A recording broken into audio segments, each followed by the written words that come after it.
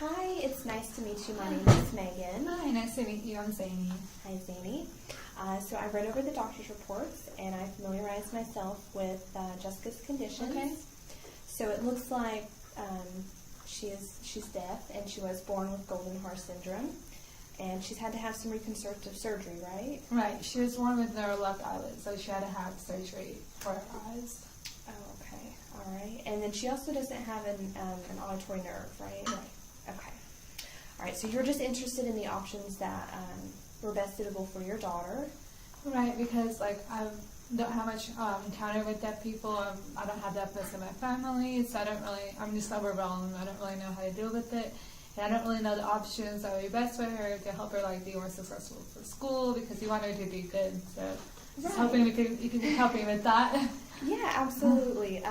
That's what I'm here for. Okay. My goal for today's meeting is actually to touch on all the different options available for Jessica. So it is very important that we start installing language as soon as possible so she doesn't get behind.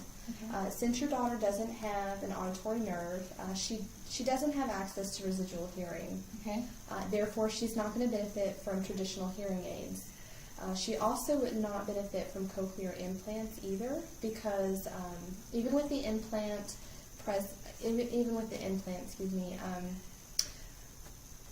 a healthy auditory nerve is needed to process sound. Okay. So without that, oral communication is not really a realistic option for you all. However, your daughter still has many different options within a visual or multimodal communication, and I'm going to discuss a few of those with you today. Okay. So to start off with, the main option within visual communication is American Sign Language, or ASL. Okay. And studies have shown that children who are deaf, who start learning ASL, can acquire language parallel to hearing children. So ASL can give children access to deaf culture. Some of the drawbacks to be aware of is that ASL could have basically little exposure to mainstream culture, and the long time frame to obtain fluency for most hearing people could be a drawback for you all as well. ASL is an individual language with its own structure and grammar, so the time it takes to master fluency could further delay Jessica's language development, because she basically wouldn't be exposed to a language until you pick it up. So I guess that means we decided to work really hard to make sure we learn. Yeah. Either way, you'll have to work pretty hard with it. Within multimodal communication, Jessica can benefit from a bilingual or bicultural approach. It uses a foundation language such as ASL to teach English, writing, and reading skills. And the nice thing about it is it does emphasize both deaf and mainstream culture, so she'd be exposed to both in this one. That would be a good thing too. Yeah, absolutely. Now, another drawback for this is there isn't an emphasis on lip reading, so students of this approach may still have difficulty communicating within a mainstream world, so you should be aware of that as well. Another thing I'd like your family to consider would be implementing a language strategy for children who are both deaf and blind. Since Jessica has visual issues, it may be important to go ahead and set up these skills for the future. So if she does need them, they're already implemented for her to use. She would use touch communication, such as hand-over-hand guidance, which you just hold your hand out and you would sign. It's really similar to that. And another one would be body signing or touch cues. Okay. And these provide, basically they're just tactile adaptations of manual signing. So me and my husband have done some research, and through our research we encountered something called auditory brainstem implant, and I just wanted to see if you knew some more information about that, because when we were researching, we just found out it's very experimental procedure, and I just didn't know that much about it. So I was just wondering if you could have some information for us. Yeah, okay, so the procedure is fairly new, that's right, and the results are unpredictable. It is fully possible that Jessica could receive benefit from the surgery, but on the other hand, there could be no change with her at all. Okay. So that would be kind of devastating. An ABI is similar in design and function as a cochlear implant, except that it doesn't rely on auditory nerves, so Jessica would be a candidate for that surgery. Okay. Now, they could potentially provide residual hearing for her, and there's some possible speech understanding depending on the age of implantation or implantation. With younger patients usually driving the most benefit. However, there are some risks and possible complications involved with the surgery, and you should know about those. Okay. Now, Jessica could, of course, be exposed, or will, of course, be exposed to the normal risks of major surgery and general anesthesia, but she could also receive damage to nearby nerves, form blood clots inside the skull, block blood supply to the brainstem, develop meningitis, or there could be serious infections around the implant. So there's a long list of things to consider. We have Laura coming in to speak with you. She's our deaf education specialist, and she's actually going to talk to you about that. And then she also wants to go over your options for school. Awesome.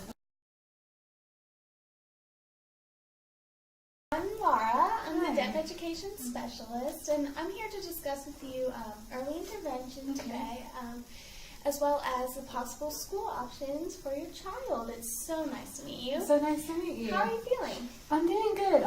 This diagnosis has been really overwhelming for us and my family, and she has been putting a lot of stress on us, and I just want to do what's best for my child and for the family. So I totally understand, and those feelings are completely normal. Families with a child diagnosed with deafness, or any disability for that matter, they experience a lot of stress, and it's been proven that early intervention helps reduce the stress in the family, and it helps get the parents involved, provide deaf role models, and much more. It provides a lot of benefits. awesome. Yes, and so as you know, unless your child does receive the auditory brainstem implant, her deafness will be permanent. So it is just imperative that we start early intervention as soon as possible to help start getting her access to language, sign language. And there's a B. Lust out of Cambridge University. He did this study, and he said that normal hearing kids, they start speaking and they have their first word by the age of 1, and they can understand up to 1,000 words by age 2. And your child isn't going to be getting the input through incidental learning, just overhearing things, or directly being spoken to because she can't hear. So that's why we have to start early intervention to get her access to this. And also, it's very important that you learn how to sign with her. So have you heard anything else about early intervention? I'm not really, I've heard a little bit about it, but I'm not really sure, what all it entails and stuff. Yes. Early intervention can entail a wide range of things. It typically involves a family-centered approach in which the early interventionist comes in and works with the family and child together. These programs can also incorporate visit by deaf adults, sign language classes for the parents, and counseling for both parents and the child. Options. I've heard quite a lot about the Tennessee School for the Deaf. I'm not really sure how I feel about it yet. We do have some local mainstream schools, and that's where all the neighbors and her siblings go, and I really like for her to join them, but I don't know if that'll be a good option for her. This is all just so confusing. I totally understand, and you have a number of options regarding her educational placement, and I strongly encourage you to discuss them and research them with your husband and choose what best aligns with your family values and family goals. So residential or day schools, that's like Tennessee School for the Deaf. They have, they're specifically for deaf and hard of hearing students. And you have deaf educators and hearing educators.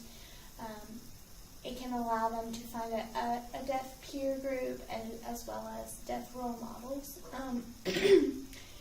And they also use several different modes of communication, whatever best fits the child, like total communication, bye-bye, American Sign Language.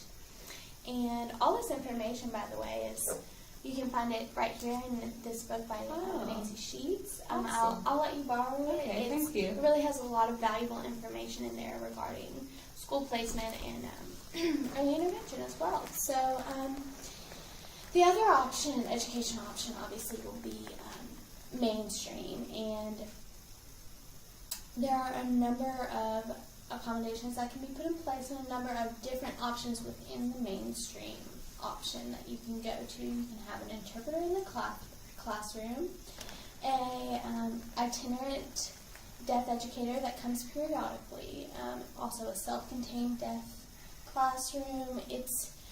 There's a lot of options. It just depends on the school and the school district and what they offer.